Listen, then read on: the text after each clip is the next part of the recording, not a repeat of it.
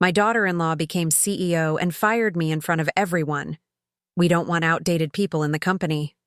As I packed my things, I smiled and said, "Good luck." That's when my millionaire son walked through the door. "I'm glad to have you here." Follow my story until the end and comment the city you're watching from, so I can see how far my story has reached. The conference room fell silent as Amara's voice cut through the air like a blade. "We don't want outdated people in this company anymore." Her words echoed off the glass walls, and I felt every pair of eyes in the room turn toward me. 23 employees, some I'd hired myself, others I'd mentored for years, all watching as my daughter-in-law delivered what felt like a public execution. I sat there, my hands folded carefully in my lap, trying to process what had just happened. At 65, I thought I'd seen everything life could throw at me. I'd survived my husband's death, raised Mitchell as a single mother, and helped build this company from the ground up. But nothing had prepared me for this moment. "Maureen," Amara continued, her voice sickeningly sweet now, "your services are no longer needed. Please clean out your office by the end of the day." The fluorescent lights hummed overhead, the only sound in the suffocating silence. I could see Sarah from accounting dabbing at her eyes with a tissue. Tom from marketing looked like he wanted to say something but kept opening and closing his mouth like a fish out of water. These people had become my second family over the years, and now they were witnessing my professional funeral. I stood up slowly, my knees protesting after sitting through what I now realized had been a setup, disguised as a quarterly review meeting. My hands didn't shake, though I expected them to. Instead, I felt an odd sense of calm washing over me, like the eye of a hurricane.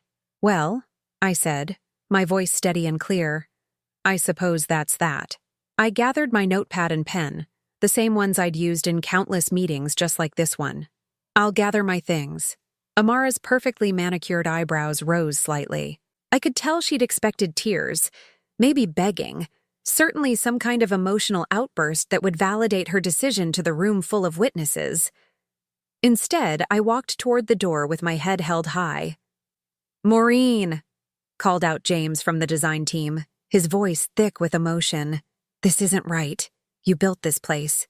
I paused at the doorway and turned back to look at him, then at the rest of the room. "Thank you, James. That means more than you know." My eyes found Amara's, and for just a moment, I saw something flicker across her face. Uncertainty, maybe, or fear. The walk to my office felt endless. 37 years I'd been with this company. I'd started as a secretary when Mitchell was just a toddler.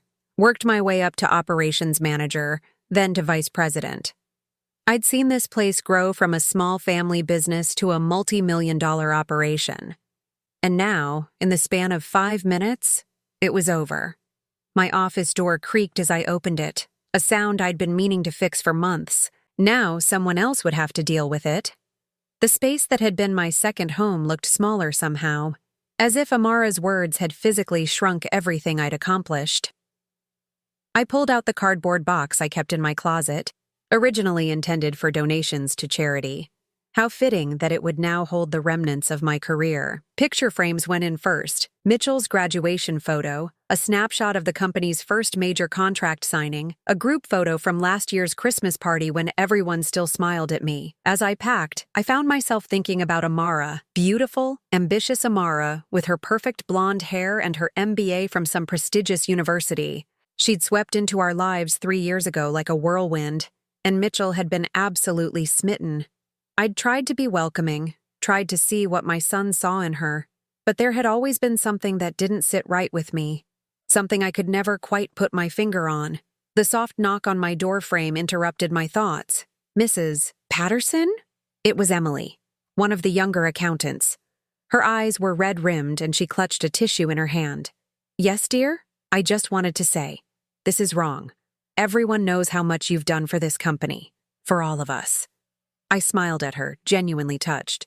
"Thank you, Emily, but sometimes change is necessary." Even as I said the words, I didn't believe them. This wasn't about change or progress. This was about something else entirely. After Emily left, I continued packing in silence. My coffee mug with the chip on the handle from when I'd dropped it during a particularly stressful budget meeting 5 years ago. The small succulent plant that had somehow survived despite my notorious black thumb. The award plaque from the Chamber of Commerce recognizing our company's contribution to the community. By 4 o'clock, my office was stripped bare except for the furniture. The walls looked naked without my certificates and family photos.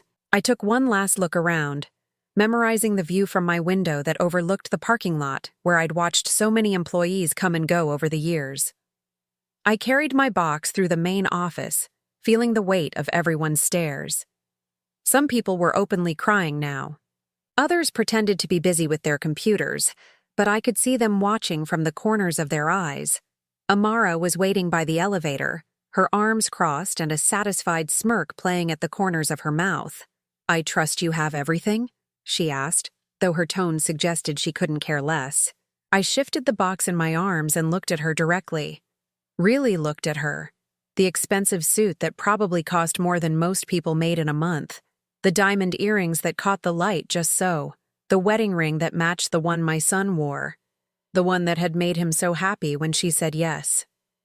"I do," I replied calmly. Then, surprising myself as much as her, I smiled. Not a bitter smile or a forced one, but a genuine, almost serene smile. "Good luck, Amara. You're going to need it." Something shifted in her expression, just for a moment. The confidence flickered, and I saw a flash of something that might have been panic. But then the elevator doors opened, and I stepped inside without looking back. As the doors closed and I began my descent to the parking garage, I found myself thinking about that flash of panic in Amara's eyes. What did she know that I didn't? Or perhaps the better question was, what did I know that she thought I didn't? The elevator stopped with a soft ding, and I walked toward my car, that strange sense of calm still surrounding me like a protective bubble. I had the oddest feeling that this wasn't over, not by a long shot. Sitting in my car in the company parking lot, I found myself transported back to that spring evening 3 years ago, when Mitchell first brought Amara home for dinner. I should have trusted my instincts then, but love makes us blind, and Mitchell had been so radiantly happy. "Mom, I want you to meet someone special," he'd said on the phone that Tuesday afternoon. His voice had that breathless quality I hadn't heard since he was a teenager with his first crush. "Can you make your famous pot roast this Sunday?" I'd been delighted. At 38, Mitchell had had his share of relationships, but none that warranted meeting his mother. I'd spent the entire weekend fussing over the house, polishing silverware that hadn't seen daylight in months, and practicing conversations in my head. When Sunday arrived, I heard Mitchell's key in the front door just as I was pulling the roast from the oven. "Mom, we're here," he called out, and there was something in his voice, a nervous excitement that made my heart flutter with anticipation. "Coming!" I wiped my hands on my apron and hurried to the living room, where Mitchell stood with his arm around the most beautiful woman I'd ever seen in person. She was tall and willowy, with cascading blonde hair that looked like it belonged in a shampoo commercial. Her dress was simple but elegant, the kind that whispers money without shouting it. "Mom, this is Amara Chen," Mitchell said, his eyes never leaving her face. "Amara, this is my mother, Maureen." Amara stepped forward with a smile that belonged on magazine covers. "Mrs. Patterson, I've heard so much about you. Mitchell talks about you constantly." Her handshake was firm, confident, but there was something in her eyes that didn't quite match the warmth of her smile. Something calculating. "Please, call me Maureen," I said, immediately chiding myself for looking for problems where there probably weren't any. "And I've heard nothing about you, which means my son has been keeping secrets." Mitchell laughed, but it sounded forced. "I wanted it to be a surprise. Amara and I met at that business conference in Chicago last month. During dinner, Amara was the perfect guest. She complimented the food, asked thoughtful questions about the family photos on the mantel, and listened with apparent fascination as I told stories about Mitchell's childhood. She even insisted on helping with the dishes, though I noticed she was careful not to chip her manicured nails. "Your home is so cozy," she said as we worked side by side at the sink. "It must have been wonderful growing up here, Mitchell." But something about the way she said it, with just a hint of condescension in the word cozy, made my shoulders tense. When she thought I wasn't looking, I caught her surveying the modest furnishings with the kind of expression someone might wear when visiting a quaint museum. After they left that evening, I called my sister Linda. "There's something off about her," I confessed, staring at the lipstick mark Amara had left on my good water glass. "Maureen, you always say that about Mitchell's girlfriends," Linda reminded me. "Remember Jessica? You were convinced she was after his money, and she turned out to be one of the sweetest girls I've ever met." Linda was right, of course. I had a tendency to be overprotective when it came to Mitchell. He was my only child, and after his father died when he was 15, we'd become exceptionally close. Maybe too close. Over the following months, I watched Amara slowly weave herself into Mitchell's life. She had an MBA from Northwestern, she told us, and worked in corporate consulting. She was between jobs, she explained with a delicate sigh, having left her previous position due to philosophical differences with management. Mitchell was completely enchanted. He started dressing differently, trading his comfortable khakis and polo shirts for expensive suits that Amara helped him pick out. His apartment, which had always been functional but lived in, suddenly looked like something from a home decorating magazine. "She has such good taste," he gushed to me during one of our weekly lunches. "You should see what she's done with my place. It's like having a whole new life." That phrase stuck with me. A whole new life. As if his old life, the one that included his mother and childhood friends and familiar routines, wasn't good enough anymore. The changes in Mitchell became more pronounced as the months passed. He started missing our weekly lunches, usually with apologies and explanations about important business dinners or weekend getaways that Amara had planned. When we did see each other, Amara was usually with him, steering conversations toward topics that excluded me or gently correcting his stories about our family. "Oh, Mitchell, you're being modest," she'd say with a laugh when he talked about his college achievements. "You don't need to downplay your success for anyone." The implication being that he was downplaying it for me, his own mother. The wedding announcement came exactly 18 months after that first dinner. They'd decided on a small ceremony, immediate family only, at an expensive resort in Napa Valley. "Nothing fancy," Mitchell assured me, though the venue probably cost more than I made in a year. I tried to be supportive, tried to focus on Mitchell's happiness, but Amara made it increasingly difficult. During the wedding planning, she would ask for my opinion on flowers or music, then explain why my suggestions wouldn't work. "Maureen, that's sweet, but we're going for a more sophisticated aesthetic," became her standard response. The night before the wedding, as I sat alone in my hotel room, I called Linda again. "I feel like I'm losing him," I admitted, tears finally coming after months of keeping them at bay. "Maureen, this is normal," Linda said gently. "When children get married, the dynamic changes. It doesn't mean Mitchell loves you any less." But it felt like less. It felt like Amara was systematically erasing me from my son's life, one small change at a time. And the most frustrating part was that she was doing it so skillfully, so subtly, that pointing it out would make me look like a jealous mother who couldn't let go. The morning after the wedding, as Mitchell and Amara prepared to leave for their honeymoon in Europe, Mitchell hugged me goodbye. "Thanks for everything, Mom," he whispered in my ear. "I'm really happy." I held him tight, breathing in the familiar scent of his cologne mixed with something new, Amara's expensive perfume that seemed to cling to everything now. "That's all I want," I whispered back, "your happiness." But as I watched them drive away, Amara's perfectly manicured hand resting possessively on Mitchell's arm, I couldn't shake the feeling that I'd just witnessed something more significant than a honeymoon departure. It felt like a goodbye. Now, sitting in this parking lot 3 years later with a cardboard box full of my career in the back seat, I realized my instincts had been right all along. Amara hadn't just wanted Mitchell's love, she'd wanted his life. And eliminating me from the company was just the latest step in her systematic takeover. What I couldn't understand was why Mitchell was letting it happen. The son I'd raised was loyal and protective, especially when it came to family. The Mitchell I knew would never stand by while someone treated his mother this way. Unless he didn't know.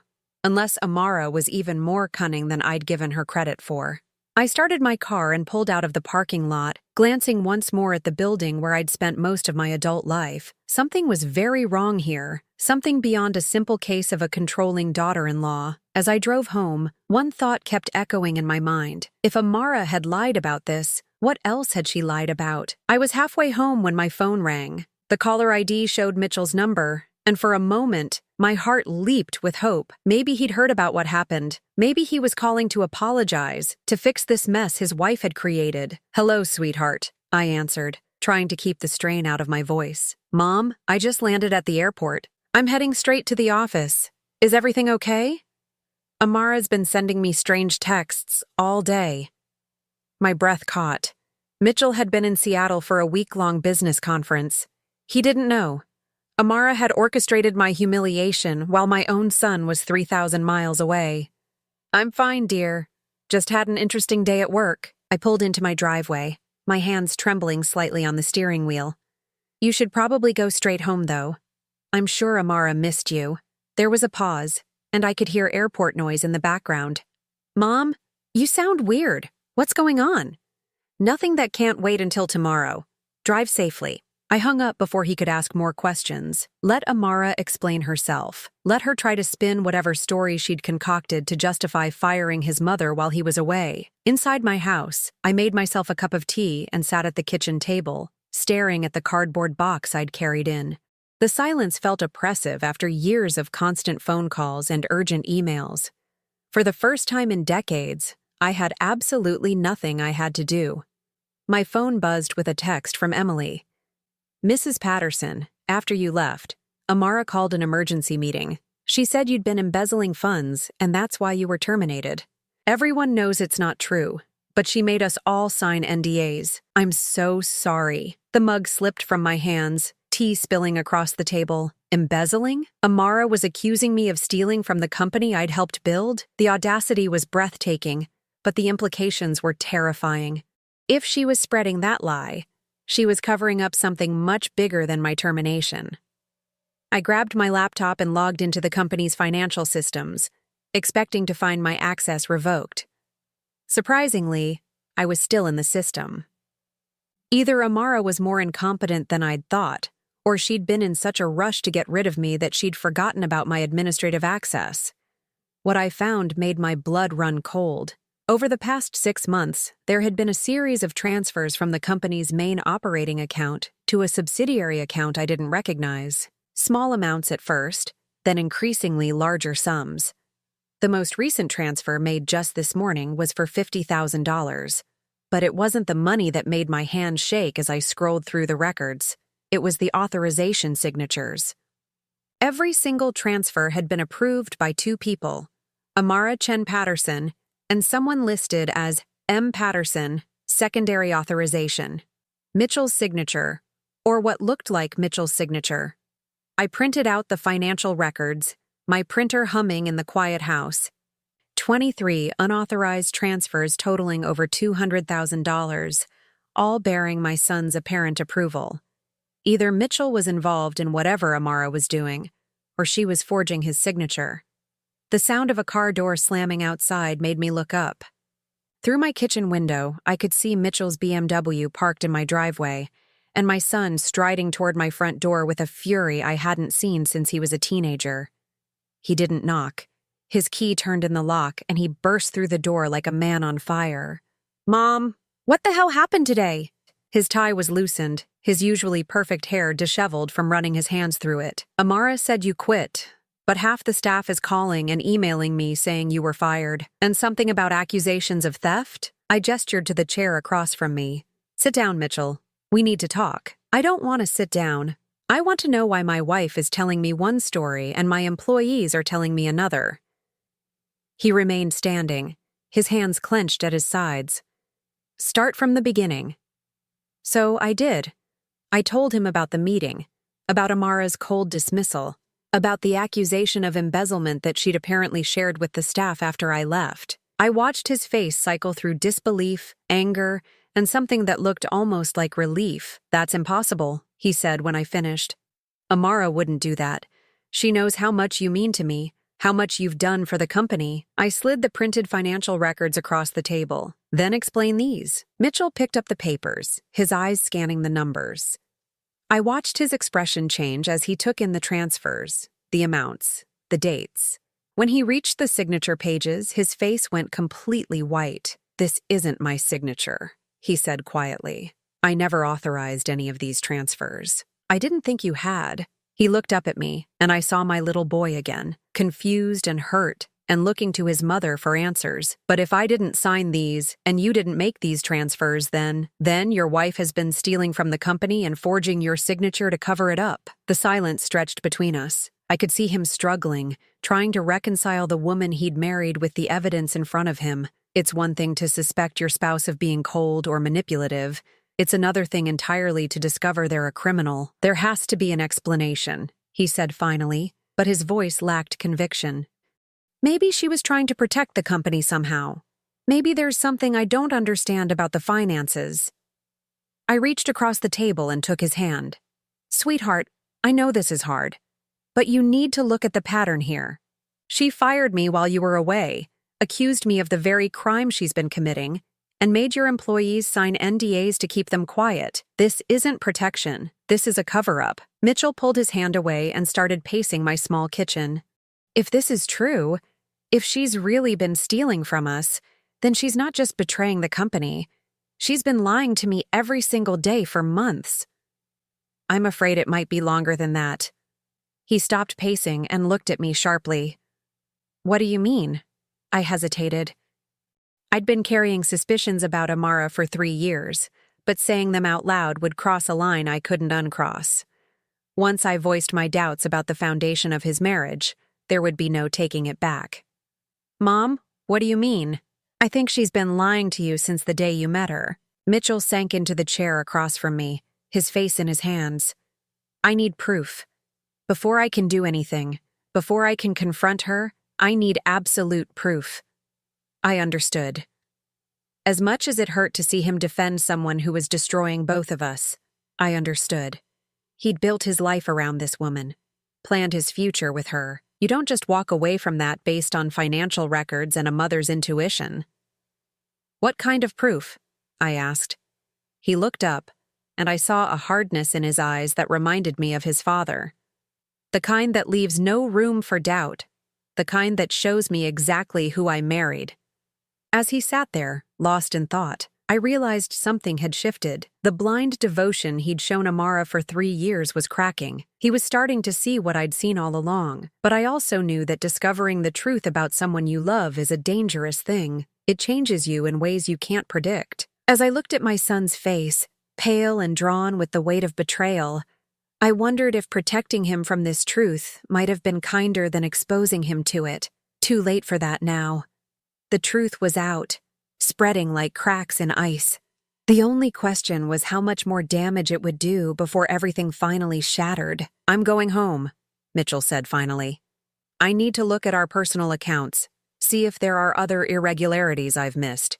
And I need to figure out how to handle this without destroying everything we've built." I walked him to the door, my heart breaking for the pain I could see him trying to hide. "Mitchell, whatever you find, whatever you decide to do, I'm here. I've always been here." He hugged me tight, and for a moment he was my little boy again, seeking comfort from the person who'd never let him down. "I know, Mom. I'm sorry it took me so long to see it." As I watched him drive away, I felt a mixture of vindication and sorrow. I'd been right about Amara all along, but being right had cost my son his happiness and his trust in the woman he'd planned to spend his life with. The house felt even quieter after he left, but it was a different kind of quiet now. Not the silence of ending, but the silence before a storm. Tomorrow, Mitchell would start digging deeper into his wife's deceptions, and I had a feeling that what he found would make today's revelations look like a gentle introduction to the truth. The call came at 6 in the morning. I was already awake, had been since 4, lying in bed replaying yesterday's events over and over. When I saw Mitchell's name on my phone, my stomach clenched with dread. "Mom, I need you to come over. Now." His voice was hollow, distant. "Don't call first, just come. And Mom, bring your key to the office. I need to get into Amara's desk. I threw on clothes and drove through the empty streets to Mitchell's house, my mind racing with possibilities. What had he found? How much worse could this get? The house was dark except for a single light in Mitchell's study. I let myself in with the spare key he'd given me years ago, back when things were normal, back when I was welcome in my son's home. I found him sitting at his desk, surrounded by papers and laptops, his eyes red-rimmed and hollow. He looked like he hadn't slept at all. Mitchell? I approached carefully, as if he were a wounded animal that might bolt. He held up a manila folder without looking at me. Her real name isn't Amara Chen. It's Amanda Volkov. And she was never between jobs when we met. She was fired from her previous company for embezzlement. The words hit me like physical blows. How did you find out? I hired a private investigator 6 months ago. He finally looked up at me, and the pain in his eyes was unbearable.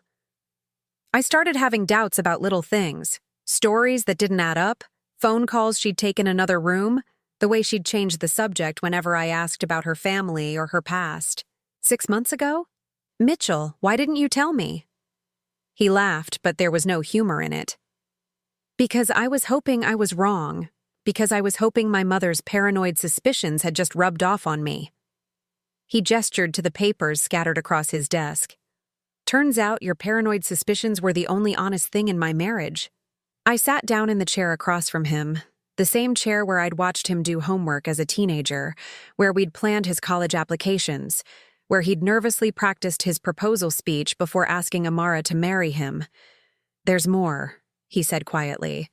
The investigator found records of 2 previous marriages, both to wealthy men. Both ended in divorces where she walked away with substantial settlements. My hands trembled as I reached for the folder. Mitchell, I'm so sorry. Don't apologize yet. You haven't heard the worst part. He pulled out another document, this one with a medical logo at the top. Remember when she told me she was pregnant 6 months into our relationship? When she had the miscarriage that made me propose to comfort her? I nodded, remembering how devastated Mitchell had been, how guilty he'd felt for not being there when she lost the baby. There was no pregnancy, no miscarriage. She faked the whole thing. His voice cracked. The investigator found medical records. She's been on birth control the entire time we've been together. The pregnancy test she showed me, the ultrasound photos, the doctor's appointments, all fake. The folder slipped from my hands, papers scattering across the floor. Oh, Mitchell. She used a fake pregnancy to manipulate me into proposing. Then she used a fake miscarriage to manipulate me into an immediate wedding so I wouldn't leave her in her time of grief. He air-quoted the words, his face twisting with disgust. Every single foundational moment of our relationship was a lie. I knelt down to gather the scattered papers, needing something to do with my hands while my mind processed this information. Among the documents, I found photographs, surveillance shots of Amara meeting with a man I didn't recognize, receipts from expensive restaurants charged to company credit cards, bank statements showing the money trail from our business to personal accounts in names I'd never heard. Who is this? I held up one of the surveillance photos. Marcus Webb, her real boyfriend. They've been together the whole time. Mitchell's voice was getting steadier now, as if talking about it was helping him process the magnitude of the betrayal. The investigator followed them for weeks. They lived together in a condo downtown that she bought with money stolen from our company. Everything she told me about working late, about business trips, about visiting her sick mother. She was with him. I stared at the photo of Amara laughing with this stranger, her hand on his arm in a gesture of intimacy that should have been reserved for her husband. She looked genuinely happy in a way I'd never seen her look with Mitchell. How long have you known all this? The final report came yesterday morning, while I was still in Seattle. That's why I was rushing back, why I went straight to the office instead of home. I was going to confront her, demand an explanation. He rubbed his face with both hands. Instead, I found out she'd fired my mother and was spreading lies about embezzlement. That's when I knew she was accelerating whatever endgame she had planned. Endgame? Mitchell pulled out his laptop and turned it toward me. On the screen was a divorce petition, already filled out and waiting to be filed. She's been preparing to divorce me for months. According to this, she's claiming I've been abusive, that I forced her to work at the company against her will, that I isolated her from her family and friends. His laugh was bitter. The only family and friends she has are fake, but apparently that doesn't matter in divorce court. But with all this evidence of her fraud, she's been very careful. Most of the stolen money is in accounts with names similar to legitimate business expenses. The forged signatures are good enough that it would take a handwriting expert to prove they're fake.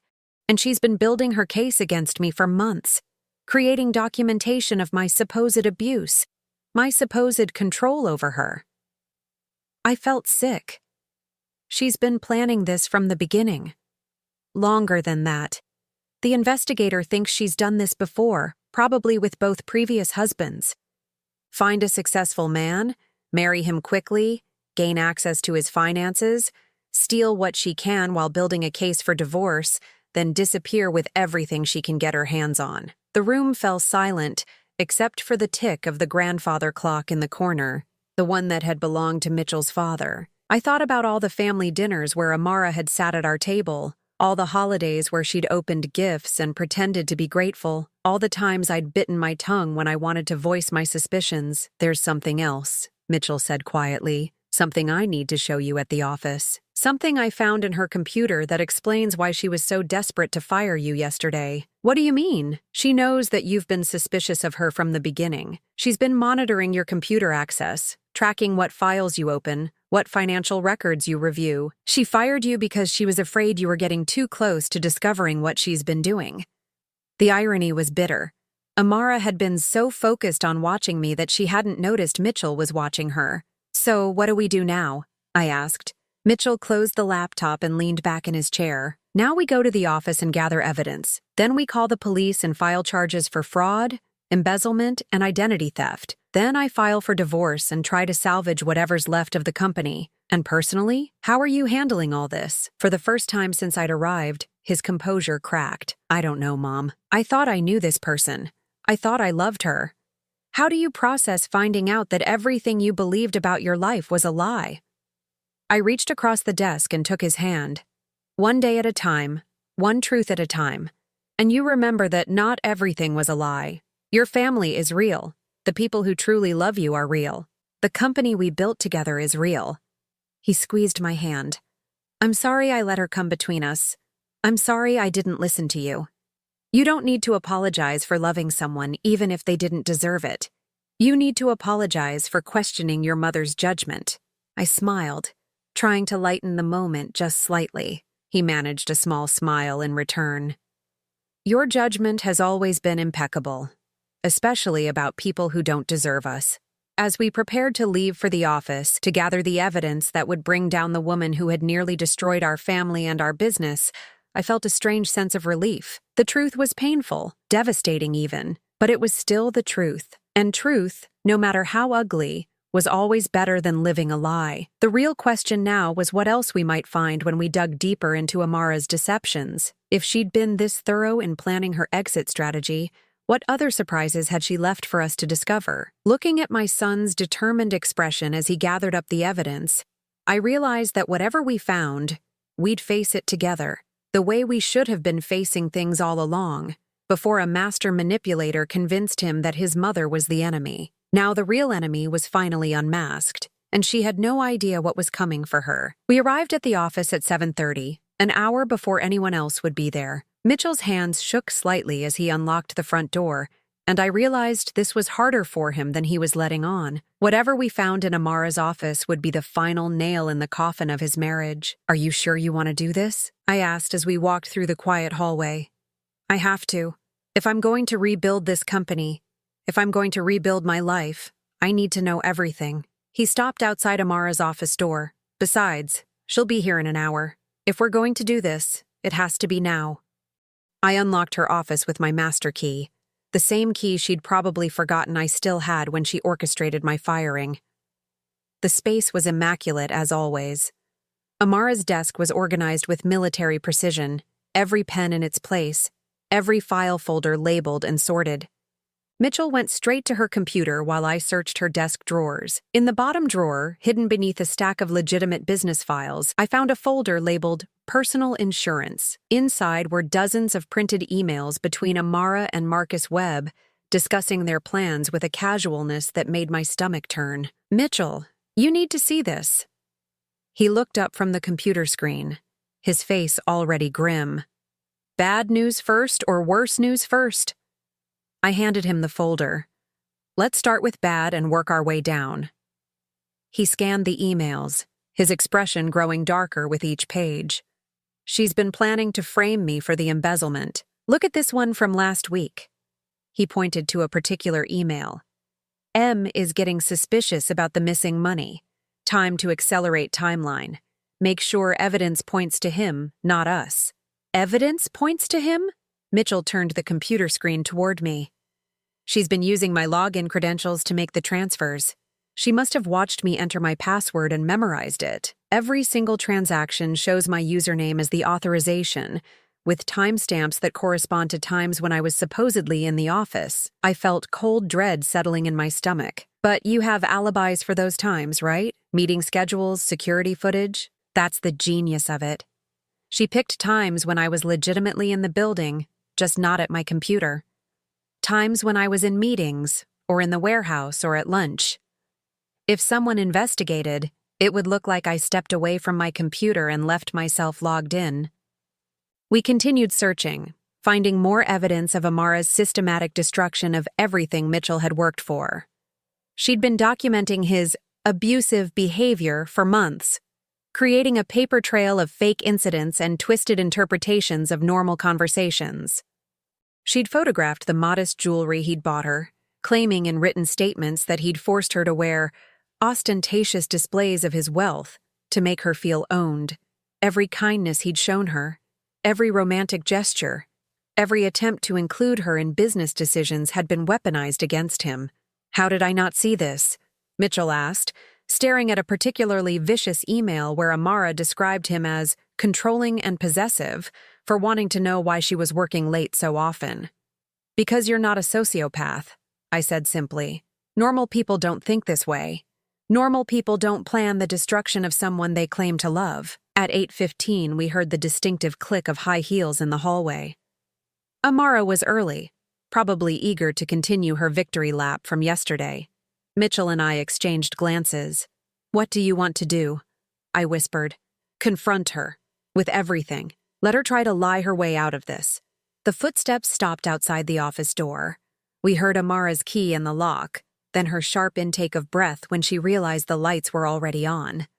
Mitchell? Her voice was carefully modulated, surprised but not alarmed.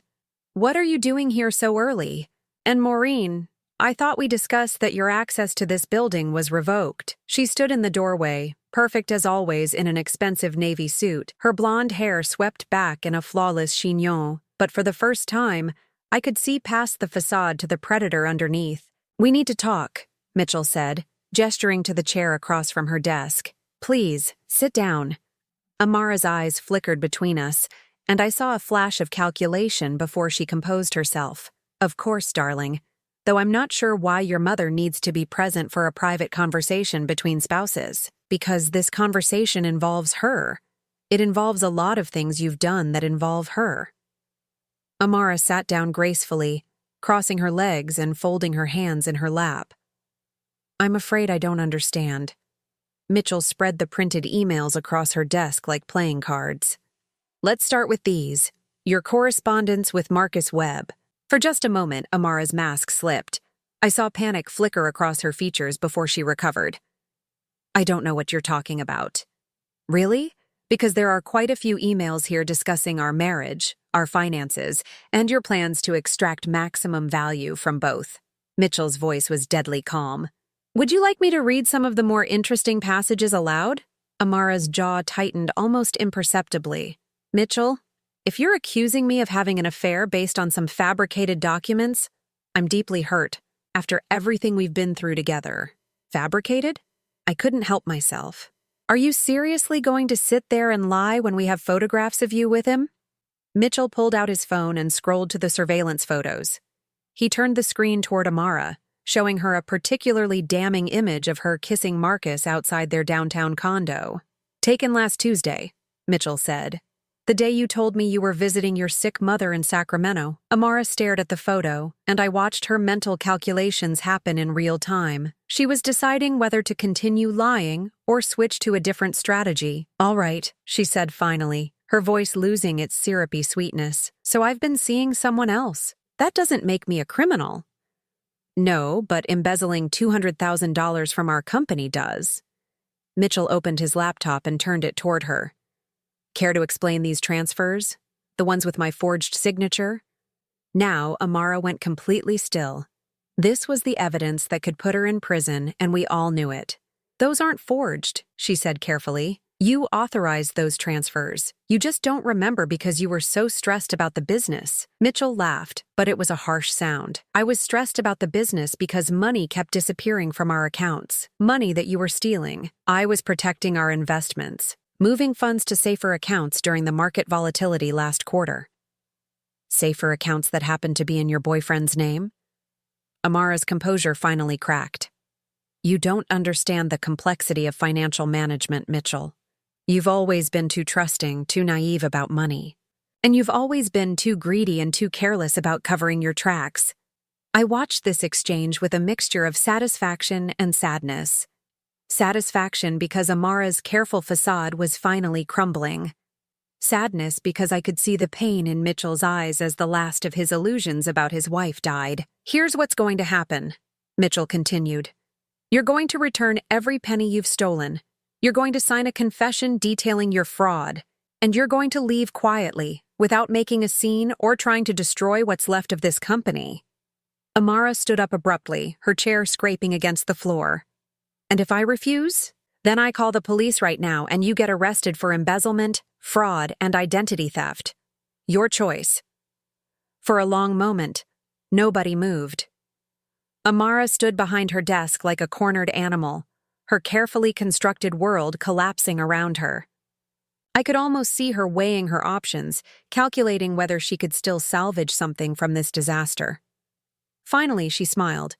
It was a cold, calculating smile that made my skin crawl. You know what, Mitchell? You deserve everything that's coming to you. You and your pathetic, jealous mother. She turned her gaze to me, and the hatred in her eyes was startling. You never accepted me. You never gave me a chance. I gave you 3 years of chances, I replied evenly. You used every single one of them to hurt my son. Your precious son is weak. He's always been weak. He needed someone strong to make the hard decisions, to build something real out of this pathetic family business. By stealing from us? By doing what needed to be done.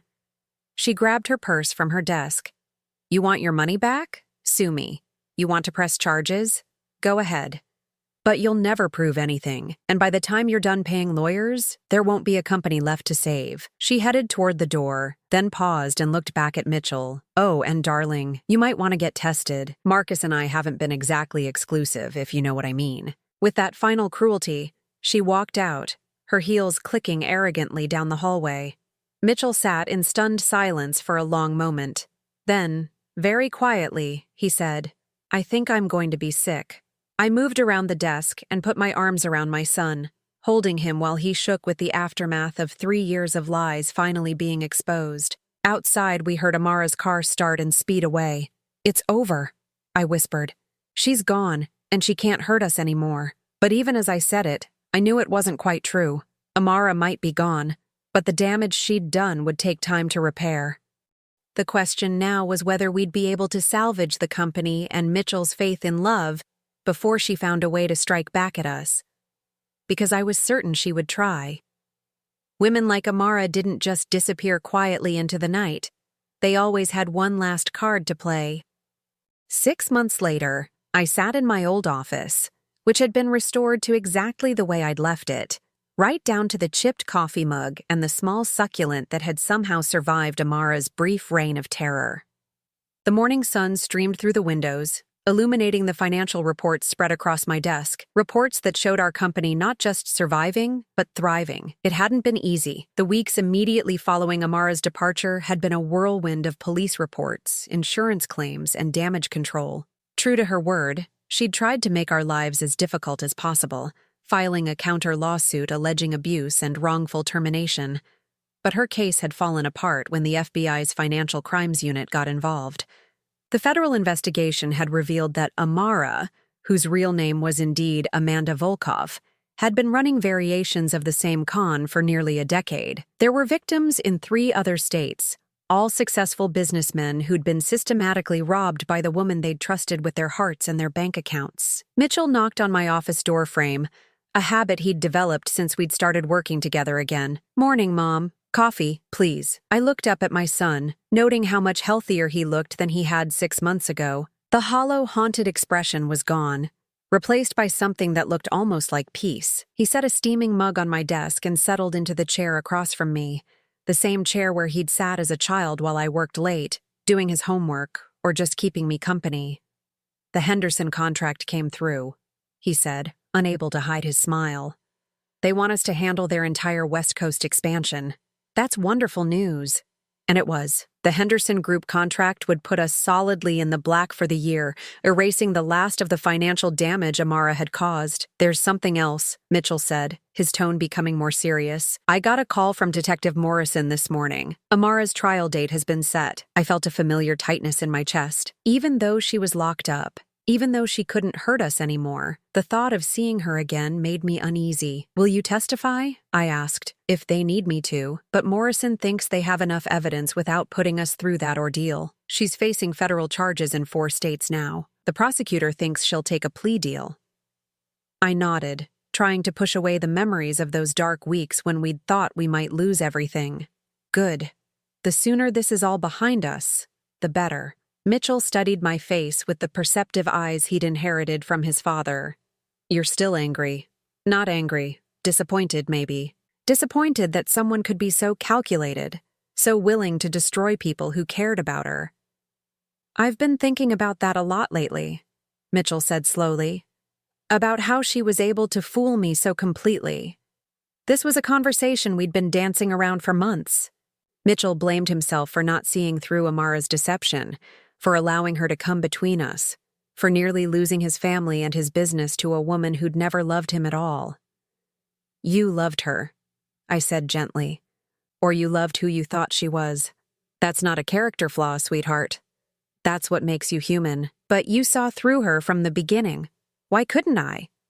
I set down my coffee and leaned back in my chair, considering how to answer. "Because I was looking at her as a threat to my son. You were looking at her as someone you wanted to build a life with. We were both right, in our own ways. I should have listened to you. Maybe. But then, you would have always wondered if you'd made the right choice. Sometimes we have to learn things the hard way." Mitchell was quiet for a moment, staring out the window at the parking lot where this whole nightmare had begun 6 months ago. "I started seeing someone," he said suddenly. My heart did a little leap. "Oh?" "Her name is Sarah. She's a teacher at the elementary school down the street from my house. We met at the coffee shop on 5th Street.